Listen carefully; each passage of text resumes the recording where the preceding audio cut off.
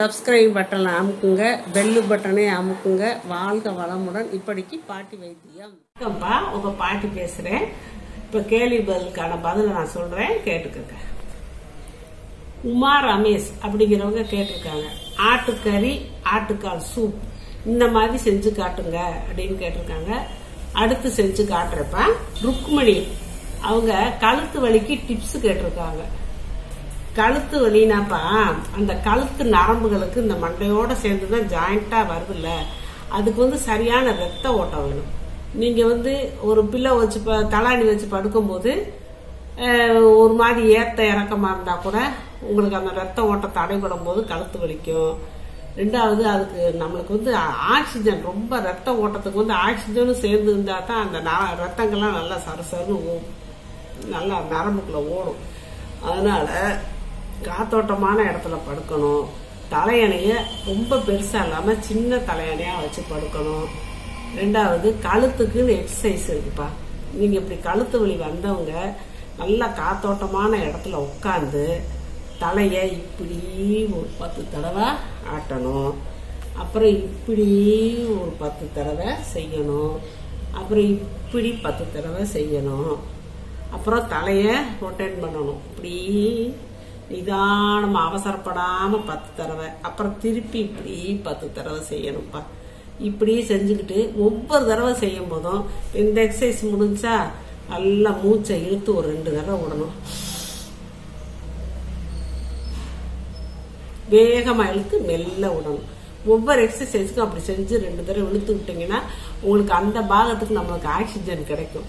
Oxygen அந்த ரத்தத்தோட கலந்து போகும்போது நல்ல ரத்தம் நல்லா ஃப்ரீயா போய் வந்துகிட்டு இருக்கிறதுனால கொஞ்சம் கொஞ்சமா உங்களுக்கு கழுத்து வலி விட்டு போகும். ரொம்ப கழுத்து வலி இருந்துச்சுன்னா கொஞ்சம் ஏதாவது துணியை கூட சூடு பண்ணி அப்படி எப்படியே கொஞ்சம் ஒத்தனம் கொடுத்துக்கோங்க. சுடு தண்ணி பை இருந்தாலும் வச்சுக்கோங்க. ஏதாவது சூடு பண்ணணுங்கிறத லேசா கதன்னு சூடு கொடுத்துக்கோங்க.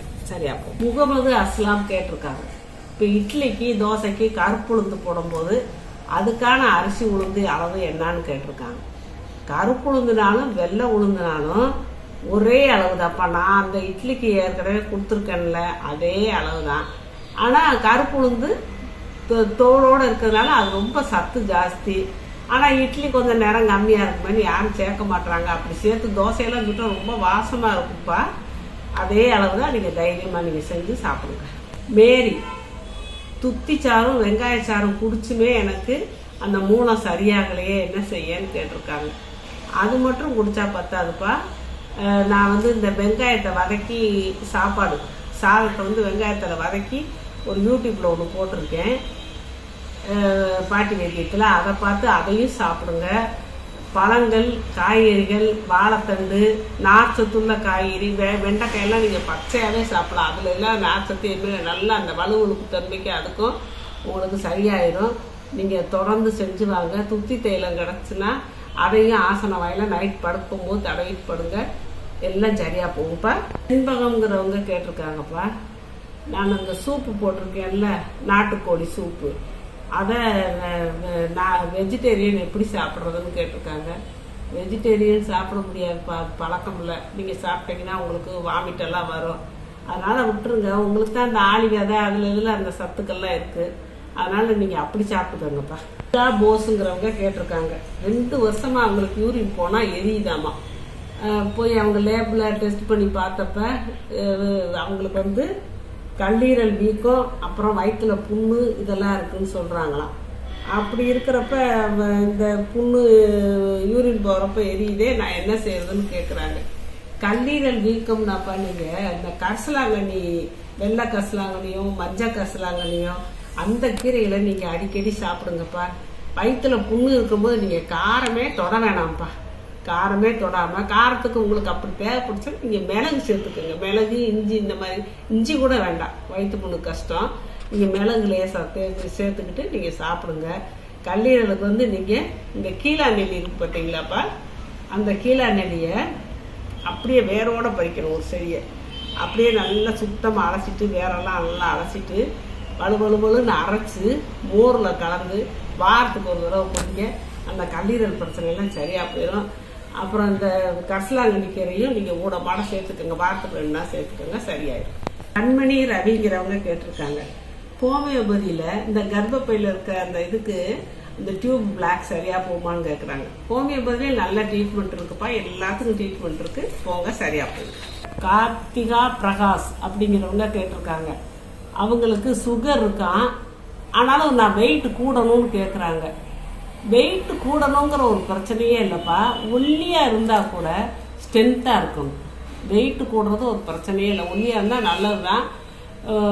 சுகர் இருக்கவங்க வெயிட்டா இருந்துக்கிட்டு அதை வெயிட்டை குறைக்கணும்னு நினைப்பாங்க. நீங்க அந்த சுகரை குறைக்கிறதுக்கானதுகளை சாப்பிட்டுட்டு, இயற்கை உணவுகளை சாப்பிட்டுட்டு, இந்த மாவுச்சத்து உள்ள பொருள், சாப்பாடு, தோசை, சப்பாத்தி எல்லாமே மாவுச்சத்து தான், அதை குறைச்சிக்கிட்டு காய்கறிகளை கூட்டி, பழங்கள் கூட நீங்க ஆப்பிள், கொய்யாலாம் சாப்பிடலாம். அப்படிலாம் சாப்பிட்டுட்டு இருந்தீங்கன்னா உங்களுக்கு உடம்புக்கு பலம் கிடைக்கும். நீங்க குண்டாகணும்னு அவசியமே இல்லை, ஒல்லியா அதுக்கு ஸ்ட்ரென்த்தா இருந்தா போகும். ராசையாங்கிறவங்க கேட்டிருக்காங்க, 3 மாச குழந்தைக்கு தலையில பொடுகு இருக்காமா. 3 மாச குழந்தைக்கு தலையில பொடுகெல்லாம் வராதுப்பா. நீங்க குளிக்க வச்சோடனே ஈரமுடியோட பவுடர் போடுவீங்க. அந்த பவுடர் போடுறப்ப அது வெள்ளை வெள்ளையா முடியல அப்படியே ஒட்டிக்கிட்டு, அப்புறம் அதுல என்ன வைப்பீங்க, அப்படியே பக்கு பக்கா தெரியும். நீங்க அதை பொடுகுன்னு நினைச்சுட்டீங்க, அது பொடுகு கிடையாதுப்பா, இந்த மாதிரி இருக்கு. அதனால நீங்க என்ன செய்யணும், டெய்லி அந்த குழந்தைக்கு தலையில தேங்காய் எண்ணெயை சூடு பண்ணி, இல்லாட்டி நல்லெண்ணெயை சூடு பண்ணி வச்சு ஒரு 1/2 மணி நேரம் ஊற வச்சு தலைக்கு ஊற்றி விட்டுருங்க. கொஞ்சம் கொஞ்சமா அந்த இது வந்துடும். நம்ம தோட்டமும் செய்யும்போது லேசான துணி வச்சு தோட்டும் போது கொஞ்சம் கொஞ்சமா நீங்க நிறைய அப்பி வச்சிருக்கீங்க, அது பூரா கொஞ்சம் கொஞ்சமா தான் இதாகும். டெய்லி 1/2 மணி நேரம் எண்ணெயை ஊற வச்சு குளிச்சு விட்டுருங்க. இல்லாட்டி ஒரு நாள் விட்டு ஒரு நாள் கூட, சீசன் இப்போ குளிர்காலமா இருக்கு இல்லையா, ஒரு நாள் விட்டு ஒரு நாள் கூட செய்யுங்க. தலையில எண்ணெய் வச்சுக்கிட்டே இருக்குங்க. தலையில எக்காரணத்தை கொண்டு பவுடரை போட்டுறாதீங்க, சரியா போயிடும். மேகலா ராஜுக்கிறவங்க கேட்டிருக்காங்க, குழந்தைகளுக்கும் அடல்ட்ஸுக்கும் வெயிட் இன்க்ரீஸ் பண்றதுக்கு ஒரு சத்து ஹெல்த் ட்ரிங்க் கேட்டிருக்காங்கப்பா. நான் யூடியூப்ல பாட்டி வைத்தியத்துல சத்து மாவு போட்டிருக்கேன்ப்பா. சத்து மாவு எல்லாம் போட்டு சேர்க்கறதெல்லாம் போட்டிருக்கேன், விவரமா போட்டிருக்கேன். அதை எடுத்து நீங்க சத்து மாவு ரெடி பண்ணி நீங்க அதை கூழா காய்ச்சி பால் கலந்து குடிச்சாலும் சரி, இல்ல அதை உருண்டை பிடிச்சிக்கிட்டாலும் சரி. நான் நிறைய உருண்டை பிடிக்கலாம், சத்து மாவு உருண்டையெல்லாம் போட்டு காட்டியிருக்கேப்பா. அப்படி போட்டு சாப்பிட்டுக்கலாம், நல்லா வெயிட் கூடும். தனலட்சுமி பாலசுப்ரமணியவங்க கேட்டிருக்காங்க, அவங்களுக்கு நகைச்சொத்தை இருக்கான், அப்புறம் ஆஸ்மா வீசிங் இருக்கான், அதுக்கு என்ன செய்யறது கேட்டிருக்காங்க. கால் நகைச்சொத்தைக்குப்பா, கால் 1/2 மணி நேரம் வெது வெதுப்பான தண்ணியில 1 டீஸ்பூன் மஞ்சத்தூள், ஒரு 1/2 எலுமிச்சம்பழம், 1 டீஸ்பூனு கல்லுப்பு போட்டு வெது வெதுப்பான தண்ணியில காலை 1/2 மணி நேரம் வச்சிருக்கணும். வச்சு அப்புறம் நல்லா காலெல்லாம் நல்லா தேய்ச்சி, அந்த நகத்தை எல்லாம் தேய்ச்சி கழுவிட்டு, அப்புறம் இந்த குப்பைமேனி இலை, வேப்பலை, மஞ்சள் அதை அரைச்சி போடுங்க. அப்படியே போட்டிங்கன்னா ஒரு 10-15 நாள் போட்டுக்கிட்டே வந்தீங்கன்னா அந்த கிருமி தொற்றுனால தான் உங்களுக்கு அந்த நகை சொத்தையாகுது. அப்போ இந்த இதெல்லாம் போடையில் அந்த கிருமியெல்லாம் செத்து போயிடும். அப்படியே கொஞ்சம் கொஞ்சமா நகை நல்லபடியா வளர ஆரம்பிக்கும். கொஞ்சம் நாள் எடுக்கும், 1 மாசம் கூட ஆகும். அசூல் ரஹ்மான்ங்கிறவர் கேட்டிருக்காங்க, அவங்க குடும்பத்துல ஏதோ ஃபங்க்ஷன் நடக்குதான், அதுக்கு முகத்துக்கு ஏதாவது பூசுறதுக்கு எங்களுக்கு ஏதாவது ஐடியா கொடுங்கன்னு கேட்டிருக்காங்க. இது முல்தானி மெட்டின்னு சொல்லி நாட்டு மருந்து கடையில எல்லாம் விற்கும். இப்போ இந்த அழகு ஜாமான் விற்கிற இடத்துல எல்லாம் கிடைக்கும். முல்தானி வெட்டிங்கிறது ஒரு களிமண் மாதிரி ஒரு பவுடர் மாதிரி செஞ்சு வச்சுருப்பாங்க. அந்த பவுடரை எடுத்து 1 ஸ்பூன் எடுத்து அதில் கொஞ்சம் கஸ்தூரி மஞ்சள், கொஞ்சம் தேன், இந்த ரோஸ் வாட்டரு எல்லாம் போட்டு கலந்து முகத்தில் ஒரு 1/2 மணி நேரம் அப்படியே பூசி முகம், கழுத்து, கை இதெல்லாம் தடவி 1/2 மணி நேரம் கழிச்சு நீங்கள் கடலை மாவு போட்டு தேய்ச்சி குளிச்சுவாங்க. இல்லாட்டி நான் குளியல் பவுடர் போட்டிருக்கேன் யூடியூப்ல, அதை பார்த்து போட்டு குளிச்சுவாங்க. நிறம் கொடுக்கும்ப்பா, நல்லா இருக்கும், ஃப்ரெஷ்ஷாக இருக்கும். புனிதா அமலாருங்கிறவங்க கேட்டிருக்காங்க, வெளிநாட்டில் இருக்காங்களாமா.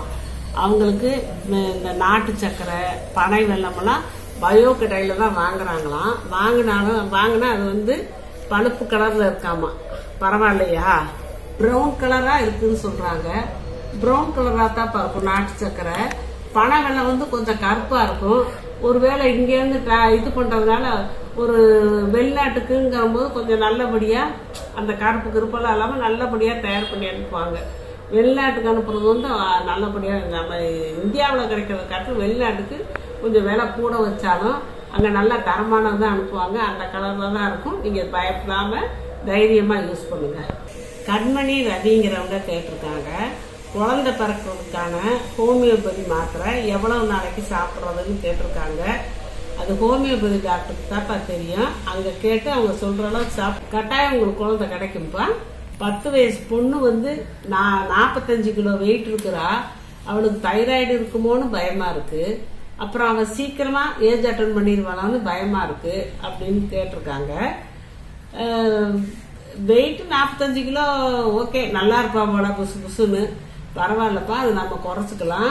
அது கொஞ்சம் வயசுக்கு அப்படி இப்படிங்க சரியா போயிடும், ஒன்றும் பயப்பட வேணாம். 10 வயசு பொண்ணுன்னா இன்னும் கொஞ்சம் 40 கிலோ இருந்துட்டா கூட பரவாயில்ல. அதனால ஒன்றும் இல்லை. நீங்கள் தைராய்டு இருக்குமோன்னு பயப்பட வேண்டாம். அதுக்கு பதில் அவளுக்கு வாரத்துக்கு 2 நாள் எண்ணெய் நல்லெண்ணெயை காய்ச்சி தேய்ச்சி குளிக்க வைங்க. பேலன்ஸ் டயட் கொடுங்க. எல்லாமே சாப்பிடணும். எள்ளு இதுகளெல்லாம் நல்லா சாப்பிட கொடுங்க. எள்ளெல்லாம் வறுத்து எள்ளு மிட்டாயி, எள்ளு உருண்டை அந்த மாதிரி செஞ்சு கொடுங்க. அப்புறம் இந்த பிராய்லர் கோழியை கொடுக்காதீங்க. ஏன்னா நீங்கள் ஏஜ் அட்டன் பண்ணிடுவான்னு பயப்படுறீங்கல்ல, அந்த பிராய்லர் கோழி இப்படி சாப்பிட்றதுனால தான் ஆகுதுன்னு சொல்கிறாங்க. அதனால அந்த இதை விட்டுருங்க. மீன், ஆட்டுக்கறி இந்த மாதிரி சும்மா லைட்டாக கொடுங்க. நெய் அது இதுன்னு யூஸ் பண்ணீங்கன்னா அதை கொஞ்சம் குறைச்சிக்கோங்கப்பா, பயப்பட வேண்டாம். சப்ஸ்கிரைப் பட்டனை அமுக்குங்க, பெல்லு பட்டனை அமுக்குங்க. வாழ்க வளமுடன். இப்படிக்கு பாட்டி வைத்தியம்.